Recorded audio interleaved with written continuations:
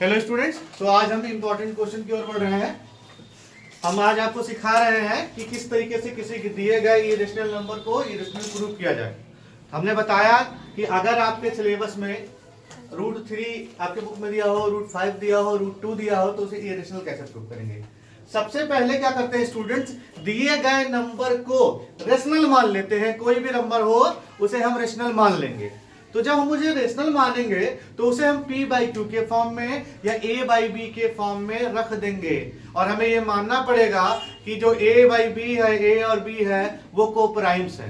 Coprimes का क्या मतलब है कि उन दोनों नंबर के बीच में कोई कॉमन फैक्टर नहीं है सिवाय एक के। Only one is the common factor between a and b। Hope समझ में आ रहा होगा। तो इसी तरीके से हमारा क्वेश्चन था कि prove that √3 is an irrational number. तो स्टूडेंट्स हम करेंगे क्या, जब इसको प्रूव करने जाएंगे तो सबसे पहले हम लिखेंगे let us assume to the contrary that √3 is irrational number. हमने मान लिया √3 क्या इरेशनल नंबर है, तो उसे हम a और b के फॉर्म में लिख सकते हैं, a/b के फॉर्म में लिख सकते हैं, जहां पे a और b क्या होगा, कोप्राइम होगा। ठीक है। अब हम इस नंबर का कोई भी नंबर हो, चाहे √5 हो, √3 हो, चाहे √2 हो, पहले स्क्वायर कर देंगे। दोनों साइड के स्क्वायर कर दिए। स्क्वायर करने के बाद हमने क्रॉस मल्टीप्लीकेशन कर दिया। और यहां देखो बच्चों हुआ क्या, a² = 3b²। अगर इस 3 को हम नीचे कर दे तो इसका मतलब क्या है कि 3 डिवाइड करता है a² को। 3 डिवाइड्स a²।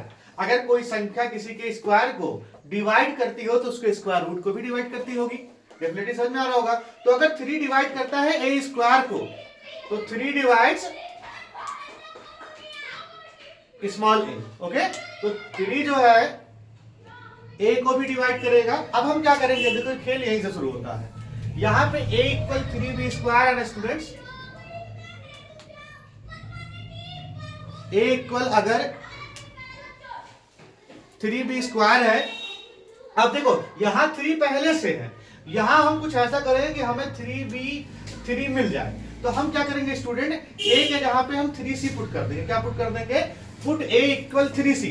हर क्वेश्चन में ऐसे ही करेंगे। अगर आपको √5 प्रूफ करना होगा तो a = 5c रखेंगे। अगर आपको √2 को प्रूफ करना होगा तो a = 2c रखेंगे। हमेशा a के प्लेस पे कुछ और नंबर रख देंगे। ठीक है, तो हमने क्या लिख दिया, पुट a = 3c। अब इसको हमने स्क्वायर किया तो ये 3 3 9c² हो गया, = 3b² हो गया। अब फिर देखिए 3 3 9, यहाँ 3 बचेगा, यहाँ 3 से 9 कैंसिल, 9 से 3 कैंसिल हो जाएगा, यहाँ 3 बचेगा और यहाँ से 3 गायब हो जाएगा। अब क्या है स्टूडेंट्स, ये 3 नीचे आ गया, 3 डिवाइड्स b², तो 3 डिवाइड्स b करेगा। अब देखिए यहां हो क्या रहा है, यहां पे भी 3 कॉमन फैक्टर है और यहां पे भी 3 कॉमन फैक्टर है। It means 3 is a common factor between a and b।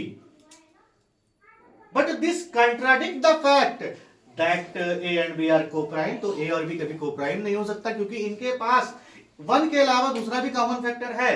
सो हमारा जो assumption है वो क्या होगा, गलत होगा, रॉन्ग होगा। Hence the given number, hence √3 is irrational number. Proved हो गया और आपको समझ में भी आया होगा।